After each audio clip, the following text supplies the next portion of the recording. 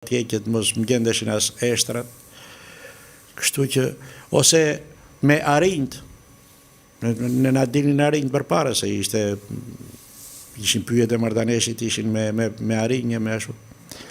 Kështu që unë i them faleminderit fatit, që do më thënë më ka marrë për dore, rastësia, edhe më kanë nxjerrë në rrugën e duhur. Nuk mund të pretendoj për më shumë. Keni nostalgji për gjithçka që keni kaluar në këtë jetë? Apo nuk keni tip nostalgjik? Nostalgji nuk mund të them, do më thënë, unë i rikthehem kohës, gjithmonë, edhe në kujtesën time do ruaj shumë gjëra, i rikthehem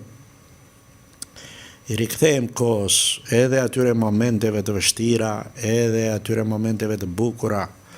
Për shembull, i rikthehem herë mbas here ca situatave të vështira që kemi kaluar ne këtu, jo për 1996, 97, 98, sidomos atje në radio, televizion, kemi kaluar situata jashtëzakonisht të vështira, dhe unë vetë edhe me atë natyrën time në qikë këshu...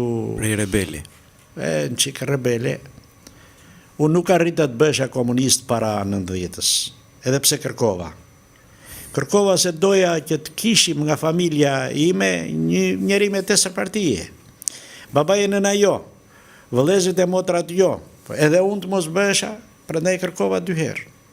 Po më fal, po ka që rëndësishme ishte që në atë periudhë të kishe një test partije? Ishte shumë e rëndësishme. Do më thënë, të kishe një 4 partije do të thotë që ti ishe njeri i besuar i partisë në atë kohë. Njeri i besuar. Dhe unë prandaj e doja. Po si plotësova kushtet, nuk më bën antar partije. Pra mund ta quajmë si një diplom të dytë? Urdhë? Mund ta quajmë si një diplom të dytë? Testin e partisë në atë periudhë? Shiko, tishe me 4 partije në atë kohë, kishe unë kisha një kolegun tim që ishte zëvendës sekretari i byros së partisë atje në radio televizion, pastaj më mbrapa ai e ktheu xhaketën e kuptoj. Tjetër për nese.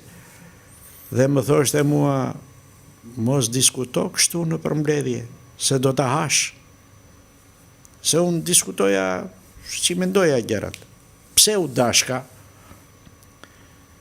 që ne të na bëj karshillek nusja e djalit X-it atje lart në katin e sipër me atë fundin që e mban deri këtu sipër edhe ne të shikojmë. Pse u dashka se është nusja e djalit filanit? E thosha me emër. Po, e kuptoj. Ose tjetri, sepse na qenë ka djali X-it ai tjetri dhe të ngrihet në mes të auditorit të gjuaj pedagogun me grusht. Kush e jep këtë të drejtë se qenë ka djali X-it apo Y-it? Mirë po atëherë diskuton dhe njëri kollaj kështu se ashtu dhe ai më thoshte më fuste krau mua pas mbledhjes. Do ta hash, më thosh mua, mos diskuto kështu në përmbledhje. Do ta hash. Edhe më mbrapa unë nuk u pajtova. Unë pastaj nuk u bëra dot as i besuar i asaj partisë tjetër që erdhi në pushtet. Edhe ata kërkuan me njëherë që ta largojnë filanin. Ta largojnë filanin nga radio televizioni se është komunist i rrezikshëm. Mirë po më thirri ishte drejtori radios, i ardhur mbas 92-shit ai. Njeri shumë i mirë, Pardyl Pollo.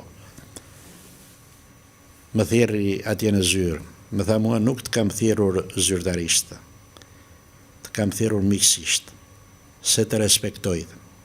Ti e ke parë që unë vite studio jote dhe të shikoj se si punon ti tha. Prandaj të kam thirrur kështu tha. Është diskutuar në mbledhje tha që ti ikshi pari se je komunist e rrezikshëm. Çfarë thua më? Po mirë më i tha shumë. Ikin nëse i prish punë në radio televizionit iki. Tani më dëgjoj deri në fund. Kështu foli filani tha, kështu foli Fisteku, kështu foli dhe unë tha kam marrë angazhim që të provojmë edhe një herë. Se Skënder Buçpapa nuk të njeh tha se kush je. Që ishte drejtori i përgjithshëm. Kam marrë angazhim tha dhe prandaj po të them tha nuk të kam thirrur zyrtarisht, por shoqërisht. I thash faleminderit shumë, me që më thirrë shoqërisht, po të jap fjalën shoqërisht. Po më dëgjove më i thash unë se më thamë, po ti zihesh në kafe o burri dhe të zihesh me njerëzit, zihesh në korridore, zihesh gjithandej tha. Me tërë do përplasësh ti më thamë se diskutonim për punë e politikës. Jo ti je demokrat, unë jam komunist, jo kështu. Si që ishte atëre. I thash po t'jap fjalën. Po më dëgjove më i thash të mos më lësh kusur. Edhe u tërhoqja nuk u mora më pasaj. Su mora më e pashkë, ajo s'ishte në dorën time pasaj edhe. Po nga 2011 kur i larguar nga Radio Televizion Publik Shqiptar edhe më sot, vazhdoni me këto diskutime, jo ti demokrat, unë socialist apo komunist? Jo, unë kam këtë të mirë që unë s'u apërtoj. Se unë i di kush janë, nga vine, i di. Vetëm se ka një gjë, që unë nuk i mbaj, unë ja them, po si mbaj mëri njeriu. Nuk i mbaj mëri njeriu. Edhe nuk më mbajnë. Me përjashtim të një dy rasteve, janë një dy raste që i shikoj tani edhe më kthejnë kratë, nuk e di. Bile njerit i thash, ore i thash, qa ke? Më thuaj. Më thuaj mo se unë nuk më vjetë turp të them, ore, e kam bërë unë këtë gabim. Nuk më ka thënë. Asa i tjetër, për nese. E kam fjallin që nuk më mbajnë mëri. Edhe unë s'u mbaj mëri, absolutisht. Sepse bindjet e ke fundit është individuale. Ty të pëlqen X politikan, mua më pëlqen ai tjetëri. Mua më pëlqen kjo mënyrë, ty të pëlqen e mënyra tjetër. S'ka pse të ashtu tani. Të bëhemi për politikën, të bëhemi hasëm me njëri tjetër. Jash. Aktualisht, si vlerësoni politikën shqiptare, zoti Aliu? Unë vetë e quaj politikën një e keqe të domosdoshme, një e keqe domosdoshme. Është veprimtaria më e keqe e shoqërisë njerëzore, por më e domosdoshme. Sepse nëpërmjet asaj, domethënë, shoqëria njerëzore bën korrigjimet, bën ecurinë, bën zhvillimin, bën ashtu. Po duke parë, jo këtu tek ne vetëm, duke parë kush e bën politikën dhe si e bën, edhe këtu edhe në botë, them, fatkeqësi. Të shkojmë deri te superfuqia më e madhe. Është në krye një X njeri i cili bën atë që unë për shembull nuk jam dakord ta bëj. Po si them dot aty? E djej. Ose këtu i shikoj këta që bëjnë politikën tonë këtu. Të vjen keq, me thënë të drejtë, të vjen keq. Po s'kemi që bëjmë, ajo është. Kam në një pyetje tjetër për ju, zoti Aliu, në lidhje me politikën. Politika shqiptare ka qenë më mirë ajo politikë e cila ka qenë para viteve 90, apo kjo që ne kemi aktualisht tani? Shiko, politika e para 90-s, për mendimin tim, kishte shumë të mira, sepse e nxori Shqipërinë nga errësira, e zhvilloi, e arsimoi, e bëri me shëndetësi, deri edhe në fshatrat më të largëta, më të thella.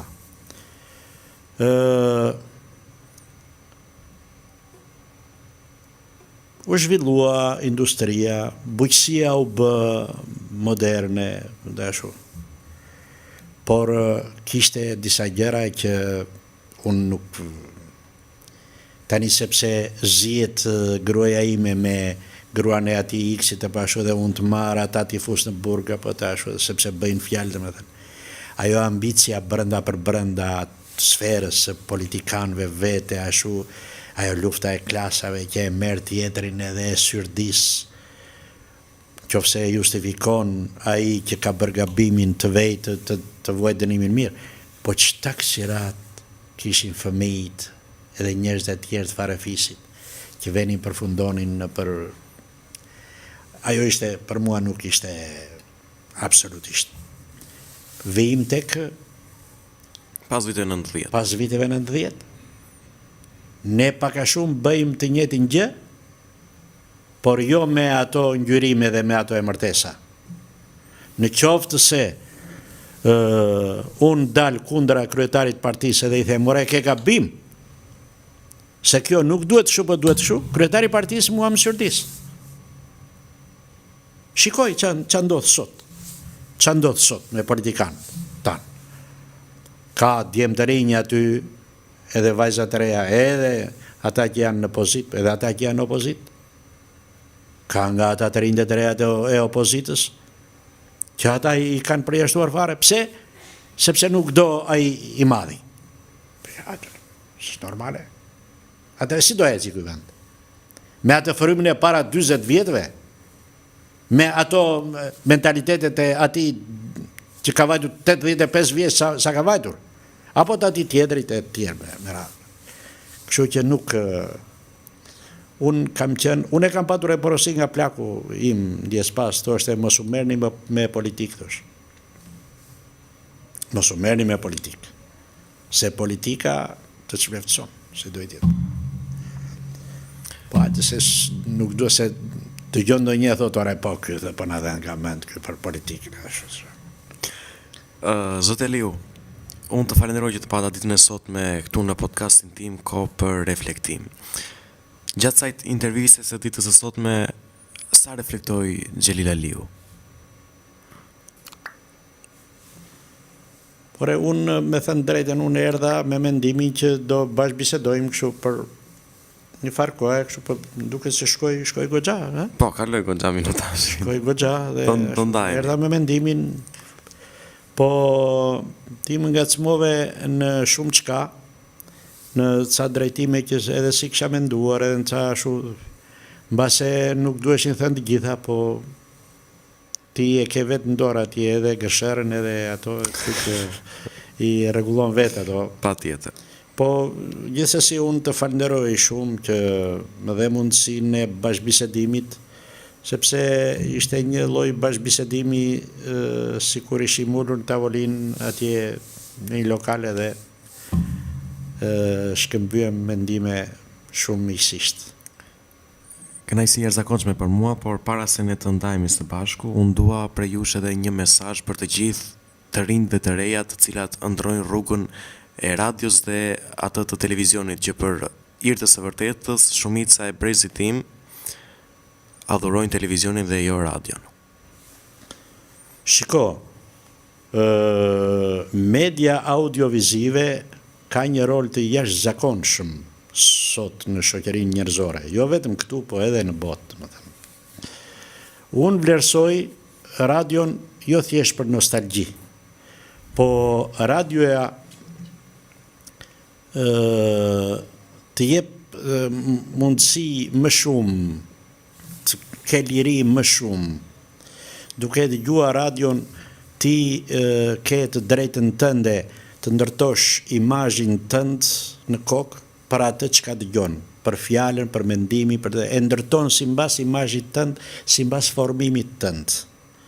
Bie fjala në qoftë se radio, domethënë këto janë veçantitë individuale të radios.